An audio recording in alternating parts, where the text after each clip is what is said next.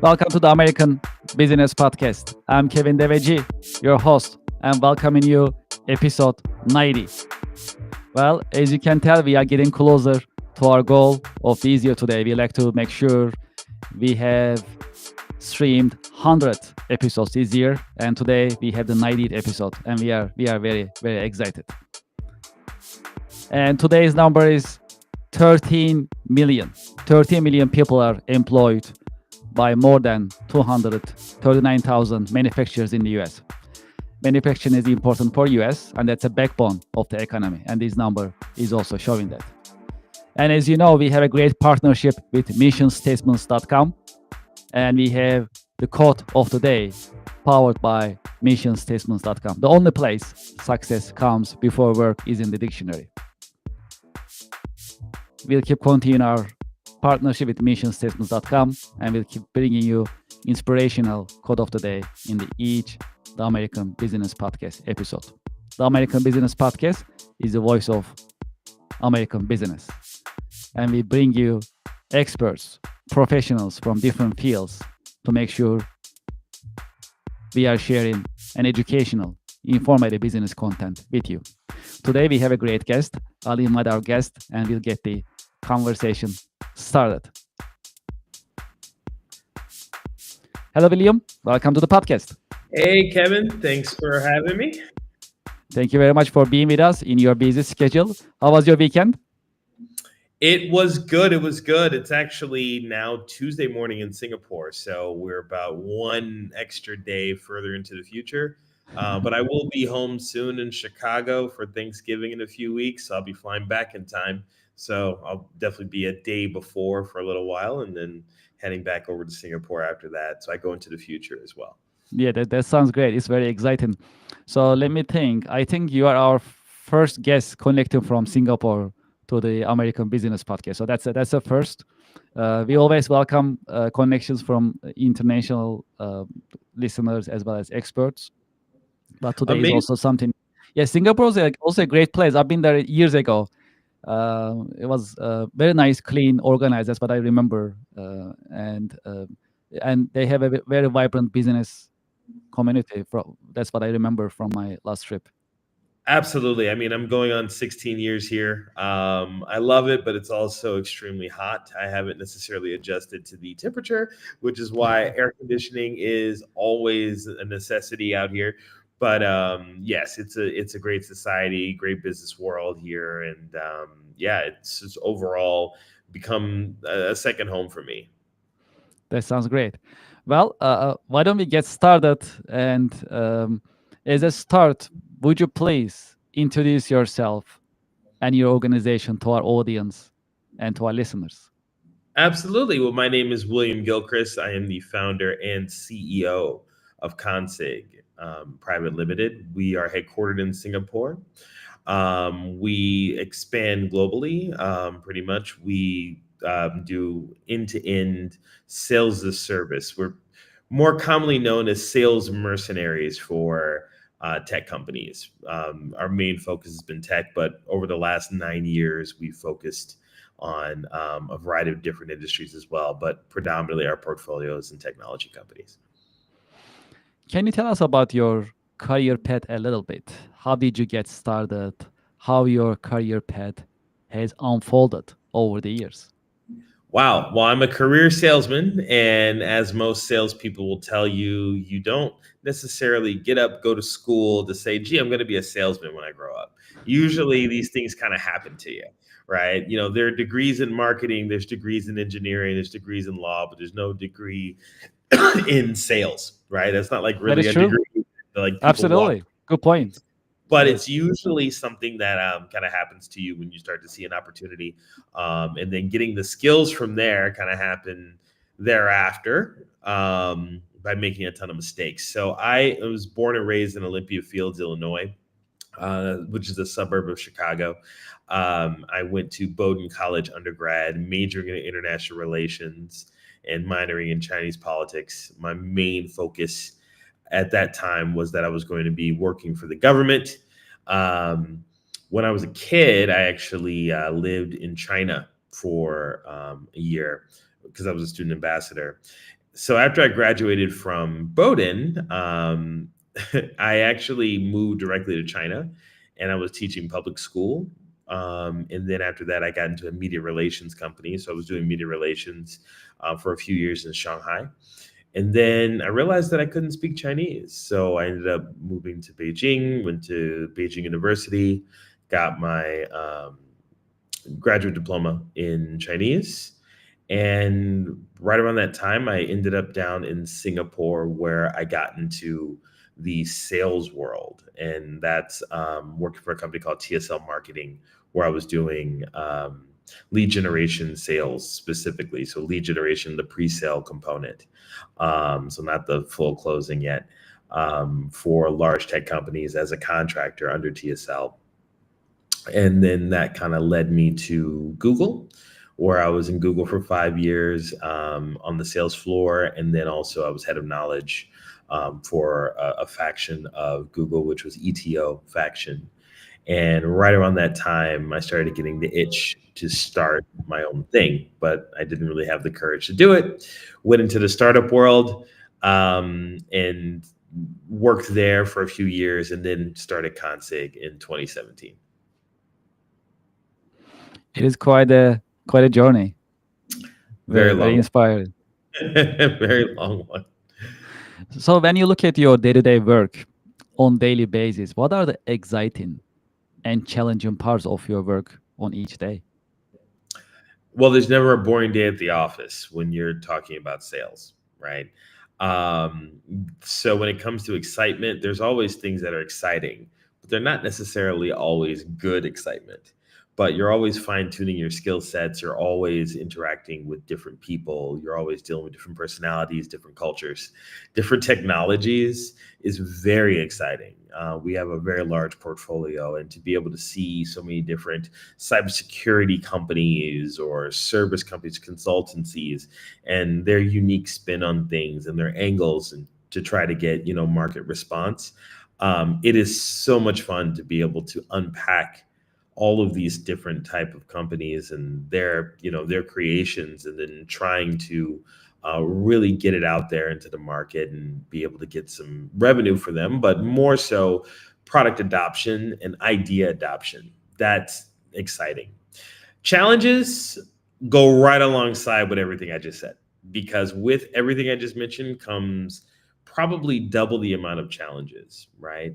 Managing sales cycles, managing a business, right? I got into this thinking I was going to be a salesperson. I realized I'm a business owner. I run a business. I don't necessarily do the sales. So that in itself also can be a bit of a challenge, because now I'm the coach on the sidelines watching my players play. So those are some challenges as well. So I have two follow-up questions, but one of them will be in terms of business culture. Um, this is a bonus question. So, Sure. in terms of business culture, how do you see the difference between American work culture, business culture, and also Singapore or Asian business culture in general? Very common question. And it's probably one of the more common questions that people ask us when it comes to us operating in different markets and being truly global 24/7, right? Um, there is no culture that doesn't like value. A value proposition is a value proposition. Doesn't really matter what culture you're from. It doesn't really slow things down. So a lot of times when it comes from a sales perspective, in general, value is universal. That crosses all cultural boundaries. The only differences is how someone can take action on the value that they hear. So let's say in the US, for instance, a mid-level manager can probably sign off and make a decision on a value that they hear. In Singapore, this would need to go up a few levels above, and there would need a higher level executive with a bigger title to be able to at least sign off on it. Whether or not they heard the value or not, you still need their approval. In places like Japan, you're going to need like practically the founder of the large enterprise to sign off on anything. So it really depends on the buying structures that I see that are differences. But when it comes to from a sales side, I mean, frankly, it's all universal.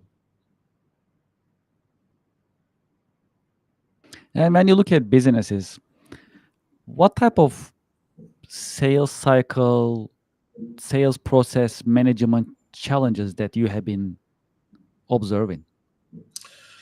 Well, more often than not, what's happening over the last, I would say, 15 years is that the emergence of, no offense, the podcast, the emergence of the blog, the emergence of YouTube coaching, right, has given people a false sense of understanding in terms of what it takes to actually sell something. Carey Institute did a study a few years ago that 92% of all founders and CEOs have never been on a sales floor before. So the assumption is, I believe my product is great, so everybody should think my product's great. That's not necessarily the case. I care about my product, so everybody should care about my product. Not really the case. Also, at the same time, my sales cycle should be XYZ from the beginning, whatever that number is. And that's also not the case either. So, what we have found is that oftentimes a lot of companies are aware of what their sales cycle should be. Sometimes it's vetted, sometimes it's not. And if they do have a sales cycle in mind, we often ask them, well, how do these deals come about? And usually it's through, networks or a friend, and that doesn't really count for a sales cycle. But a pure cold outreach, like that person had no idea who you were 2 weeks before and you're closing them, how long did that really take? But more importantly, on top of that, how long did it take for you to actually get the call? So everyone talks about sales cycles, but nobody's actually talking about prospecting cycles. And a prospecting cycle to actually get the call could take you 6 months, and you close them a month after that. So that's actually a 7-month cycle, right? From outreach to pitching to closing to billing to getting a contract signed. But everybody always likes to look at that month as their sales cycle, when in reality, no one's considered the prospecting cycle and what it took to actually make that thing happen. And those are some of the major things that I see in the market that people are missing, that we try to shorten a lot of those timeframes for them on their behalf. What are the best practices in terms of sales cycle, sales process building for an organization in general? I'm sure it differs from organization to organization in terms of details, but fundamentally, how would you describe it? Well, first, be realistic. I think that's the overall theme of sales in general, is to be kind of true to yourself in terms of what you know and what you don't know about how this thing closes. Everyone closes 2 deals and suddenly they're the Wolf of Wall Street, right? They're oh yeah, no, I've closed deals, so now I know. It's like, not really. You haven't closed it at scale, right? You haven't closed it in multiple markets at scale, ongoing. And not a lot of people look at those particular metrics to be able to identify what their process is. Everybody's selling patterns, selling style, selling tactics are unique, and that's a good thing. And every company is unique. You could sell 2 different, let's say, cybersecurity products or edutech products that to the naked eye would be the exact same, and they have dramatically different sales cycles because there's so many other factors in play. So a lot of your process has to rely on what you've experienced and how many things didn't go well in terms of your sales pipeline. And then you make your adjustments from there, so you can have a customized sales process that can be applied to specifically your product or service. That's really the answer. But the fundamental problem with all of that is that no one's patient. So all of what I just mentioned takes time, and time is always the hardest one to really convince founders to accept, and to know that it's going to take time to be able to figure out how your product sells at scale so that it has sustainable revenue. Yes, yes, and the timeline needs to be realistic, and they need to understand. Yes, it's very But important. but everybody loves my product. Yeah, yeah, yeah. I get it. Yes, I mean, so my background is technology. Our audience, we talk about this before, and so the um, the fact that just being product oriented, just knowing your product and assuming others are also knowing 100% is pretty misleading. Even you're just misleading yourself as well, right? So 100%, 100%. And that's one of the more common forefront mistakes that people make, Mhm, is that they're leading with their product. They're selling their product. They're not selling a solution to a particular pain, mhm. right? Instead of trying to sell you a cheeseburger right now, I first need to figure out if you're hungry. And I also need to figure out the type of foods that you tend to like, right? And then I also need to figure out what time of day you eat. And then also, you know, do you have hot dogs, pizza? Are you like into really healthy food? Before I even start talking about my cheeseburger, I need to understand where I can actually position this cheeseburger to where you will actually purchase it. And very few people will sell their product like, this is a cheeseburger, it's the tastiest cheeseburger, and it's so juicy, and look at the pictures, and look at the cheese on it, look at the cheese melt, and the whole time they're talking to a vegan, and they have no idea. You know, that's one of the most common things as well. Well, okay, yeah, this is really interesting conversation, and it's also very realistic. I mean, we see it all the time in business, right? Whether that's technology or a product or a service, this type of approaches, and sometimes we experience it. They try to sell us, right? And that is one of the reasons in terms of the marketing. Some marketing channels are really tired, because it's just misused and abused in a way that just you offer something to somebody that you weren't supposed to be talking in the first place. So that approach, like one of them will be just we are going off the script, but just just to support your point. um, for example, the direct mail.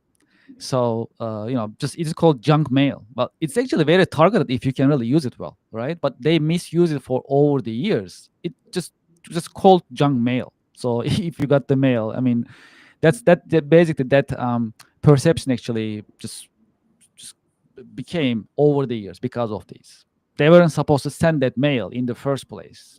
They send it to the wrong prospect and the wrong person in the first place. Just like to your point, offering cheeseburger to a vegan, right? To a vegetarian person, for example. Yeah, So this really like shape over the years because of these.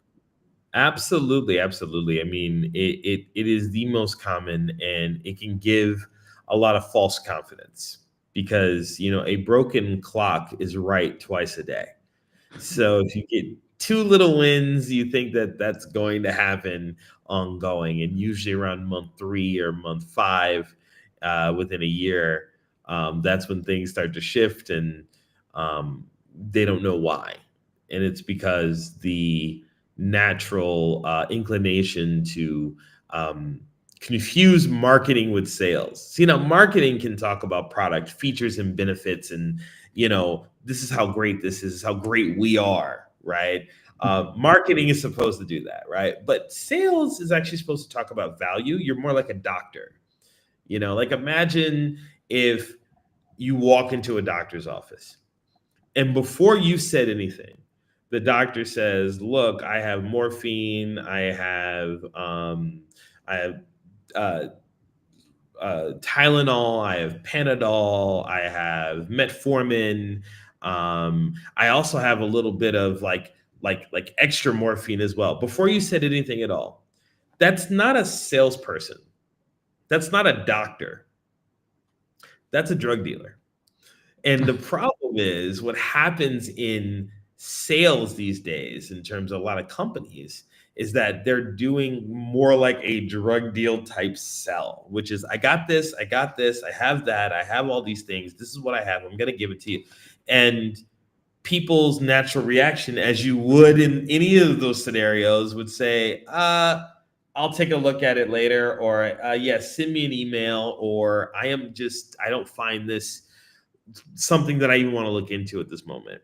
And it's all based on behaviors, because they're not actually looking at what a doctor really does, which is, a doctor doesn't say anything at all. They just say, so what's been going on? Oh, well, how long has that been an issue for you? And then check your temperature and, see if you have a A lot fever, of and discovery, right? Yes. yeah, like, all right, let's listen to your heart rate. They're doing the diagnosis, Hmm. right? And then they say, well, look, I'm not quite sure fully what you may have, but here's some of the things that I can prescribe to you. And then from there, if it's still a problem, let's come back in 5 days, and then we will re-examine you for further stuff. And these are individuals that have degrees that we trust to inject fluids in our bodies, right? So clearly that process allows comfort and trust. And, so if you met a doctor that did it the other way, that would be terrifying, right? Oh my God, this person just offered me a bunch of pills. I didn't even say what I had. I just walked out with a bag of it. That's scary. And that's what we're doing a lot of times in the market when it comes to sales, or how people perceive sales to be, which is product dumping and just constant push of, this is how great we are, when in reality, it takes a certified, skilled individual to be able to navigate the sell for it to happen at scale. I like to shift our conversation towards AI a little bit. What do you think about AI, and how do you see the impact of AI on business? And in this particular conversation, how do you see the impact of AI on sales practices, maybe marketing as well, from your point of view?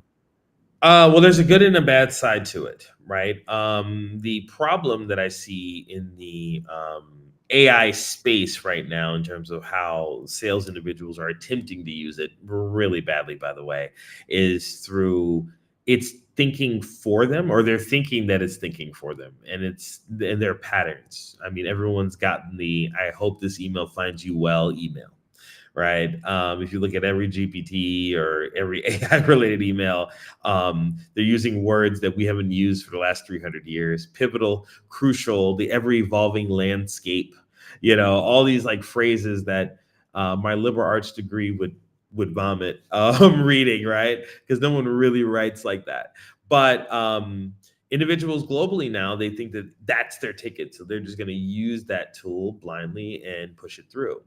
That's the negative that I've seen in terms of the impact of the sales world, is that there's just way more information and outreach going on, and it's extremely low quality and very predictable. Even the formatting, the fonts, I mean, we can see it, right? And we're in this business every day, so we know exactly, like, oh, they GPT'd it, so we just don't respond. But when it comes down to the positives of AI, it's the individuals that use it more as a tool, more as an enhancer of an already established skill set, right? They're using it in ways to be able to connect it to automation, so that it can bring out more value in terms of being able to scour, let's say, the net, and be able to get data points that would be valuable, but it's based on a thinking mind. That is the positive impact, I think, because now one person can engage as if they are a team of 20, because they're able to utilize another brain that's operating on, a billion times a millisecond. That's the good impact. But outside of that, in our sales world, it is really just a tool. It's just a tool at the moment, because until they have AI buyers, you're not going to have AI sellers. Yes, that was going to be my next question. Will AI replace salespeople or sales professionals in the future? But you just answered it yourself, so I'm going to take it back before I ask it. Well, no, I mean, it's a fair question. I mean, when you have AI buyers, then we can all go on holiday and then just let our AIs talk to the salesperson, the buying, and then they make all the decisions to be able to purchase, and we'll just go from there. We'll just trust the trajectory that our buying app says, and base all of our business revenue on that, I highly doubt anytime soon. But I Hmm. do think there will be versions of that going forward. I mean, AI is already vetting salespeople and their value propositions, which is good, right? It's Hmm. able to separate different types of businesses, whether it's legitimate or not.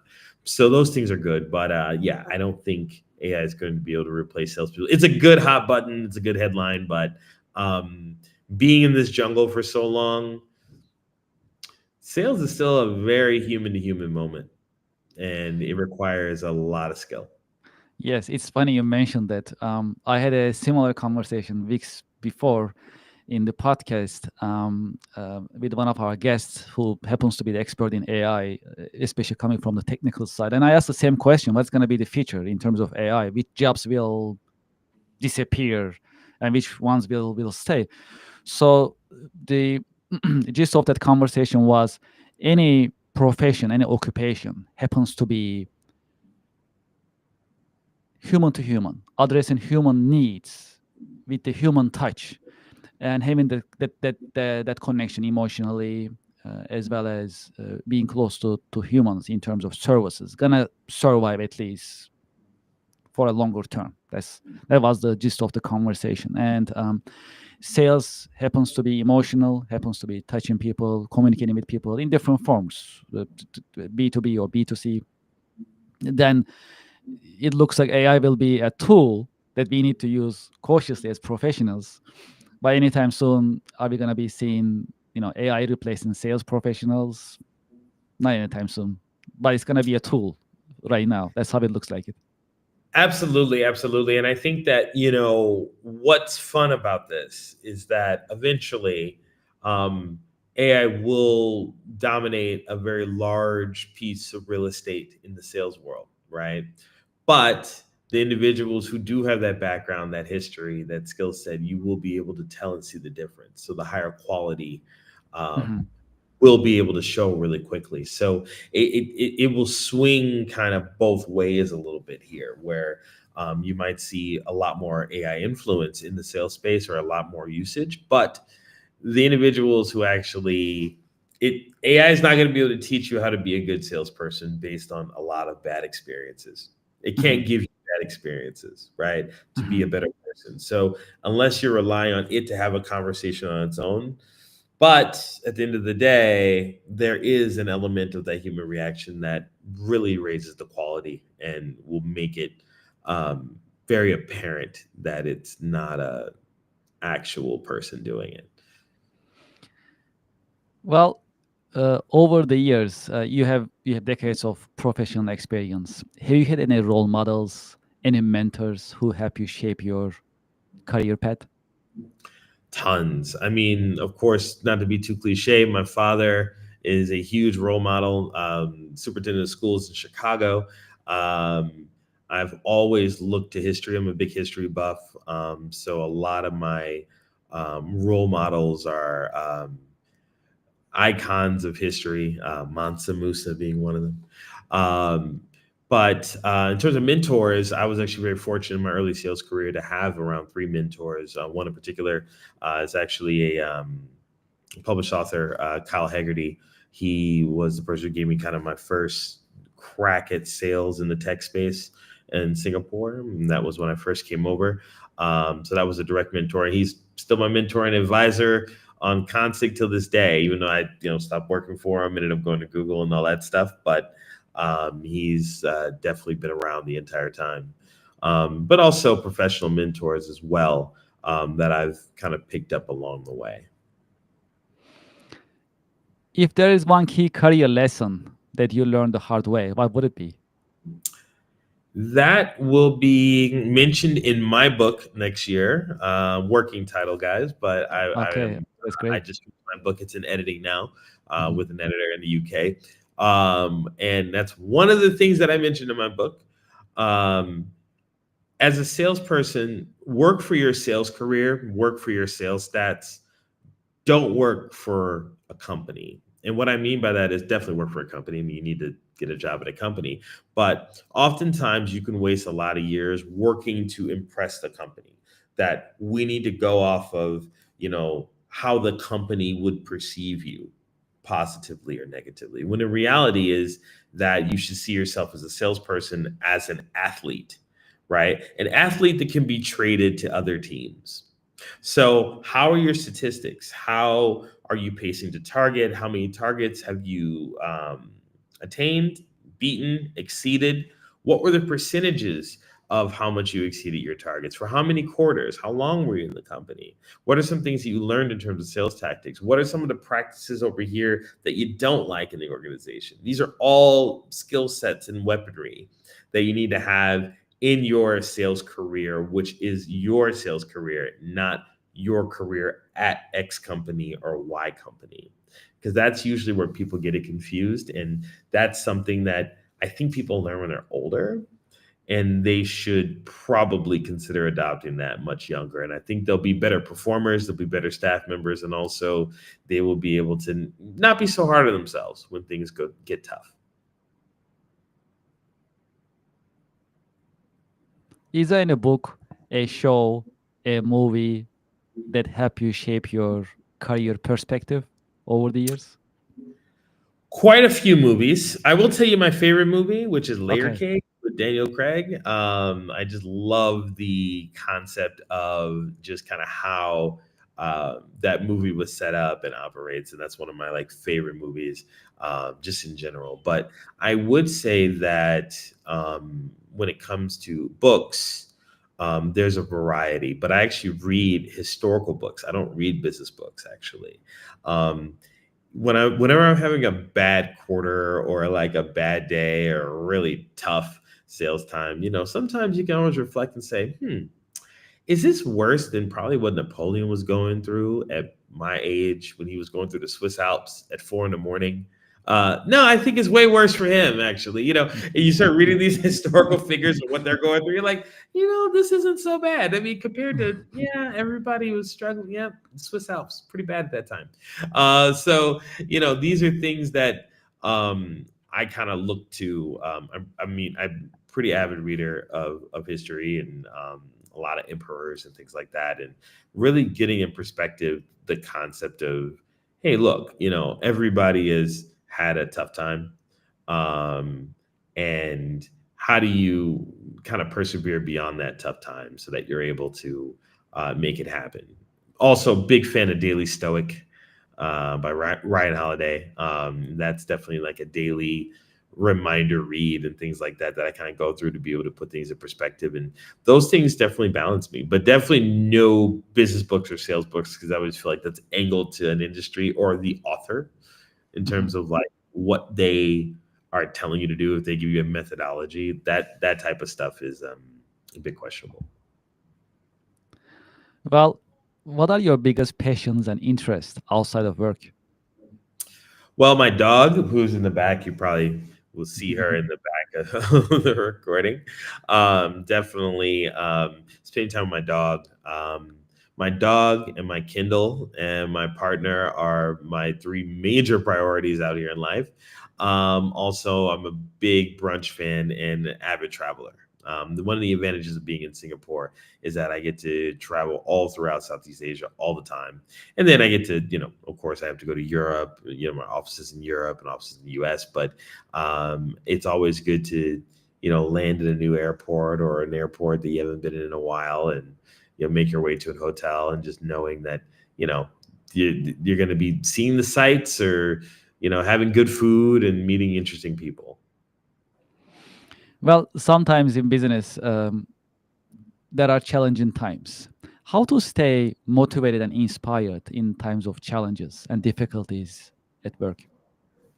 Understand why you're there. If you're doing a job for a salary, well, that's about where it starts and stops.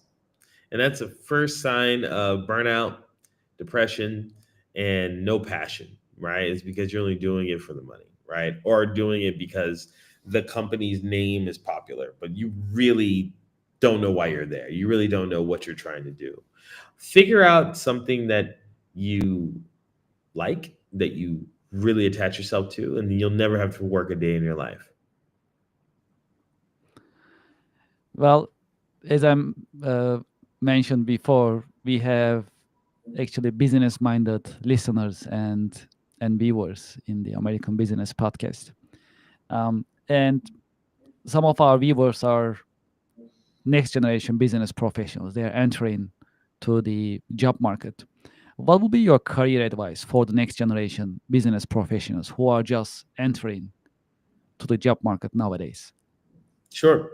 Well, number one, the first thing I said was work for your personal idea of your career, not for the companies that you work for mentally.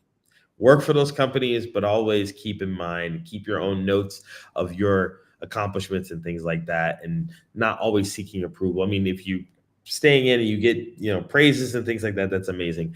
But that shouldn't be your main goal, because your identity becomes the company that you work for. Your identity isn't your own. But the first thing I'd say, if you're just getting into the job market, is get into the job market.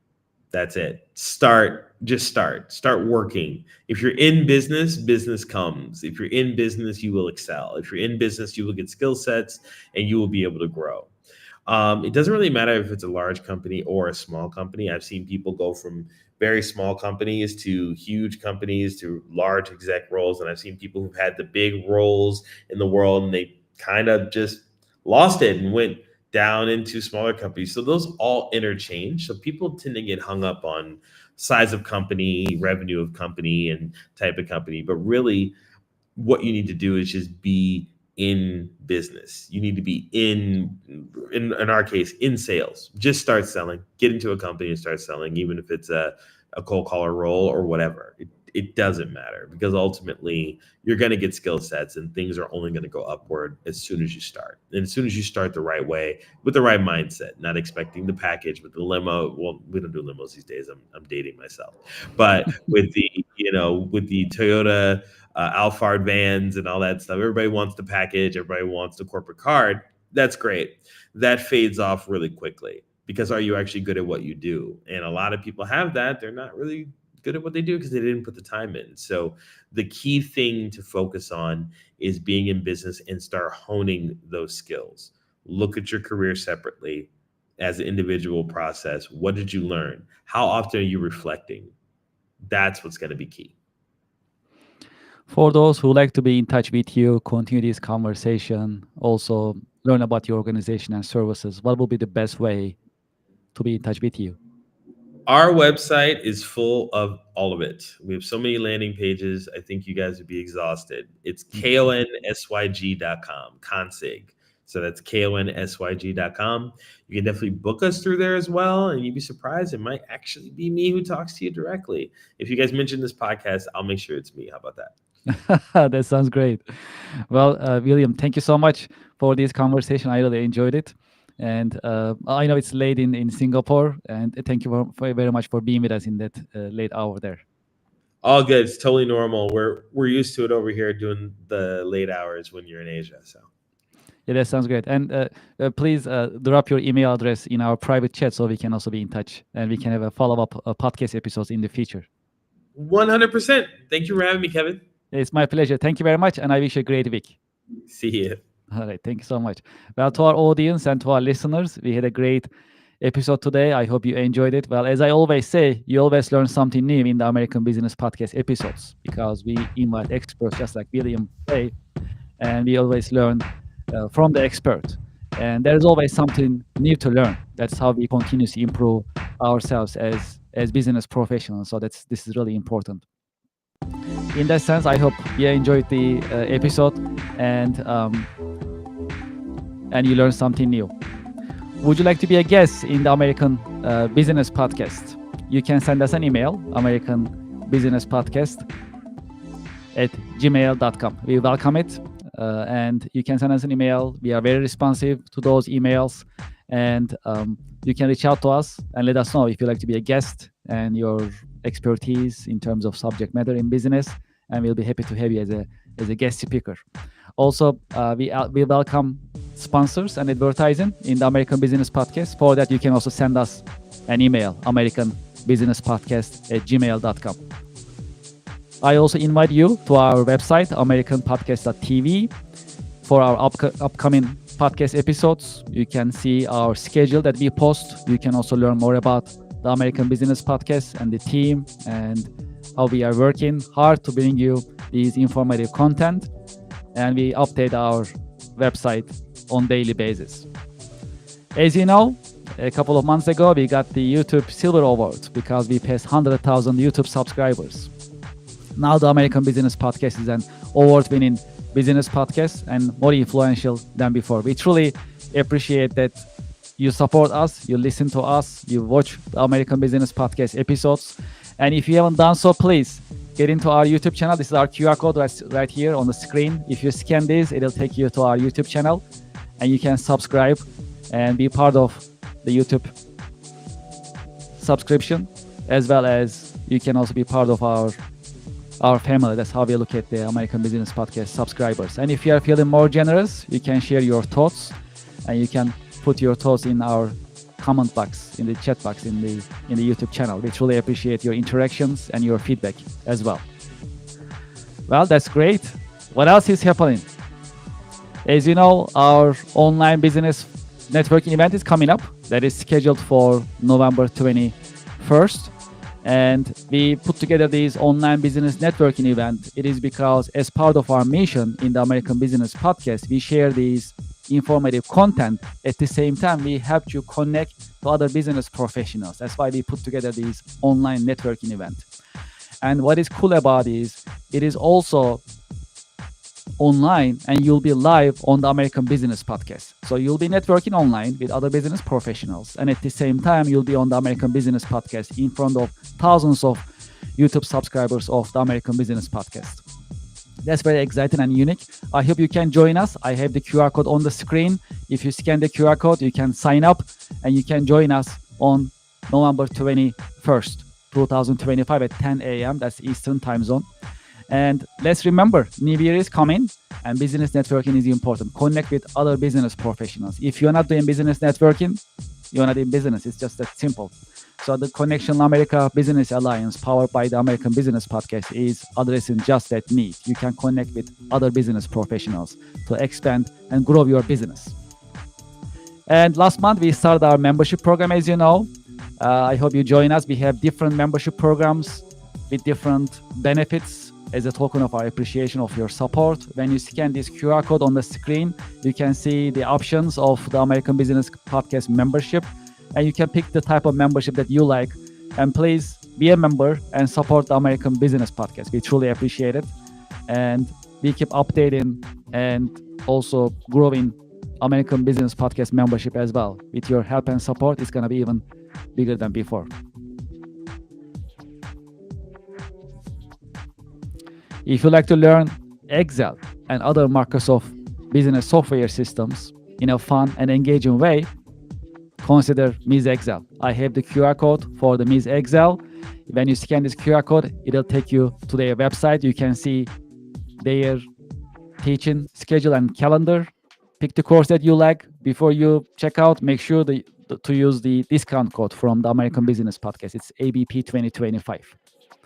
If you are in the market for ERP software system, ERP stands for Enterprise Resource Planning for those listeners who are not familiar, consider iTech Consulting. iTech is specialized in SAP and Oracle ERP software systems. They are specialized in implementation, configuration, training, and support services. They are specialized in these services, and when you scan this QR code, it'll take you to their website and you can learn more about their services and be in touch. When you are in touch with them, make sure you heard about them from the American Business Podcast. Well, that's it for today. Thank you very much for listening. Thank you very much for your time. I'm looking forward to having you in the coming The American Business Podcast episodes. The American Business Podcast is the voice of American business. Thank you very much and have a great week.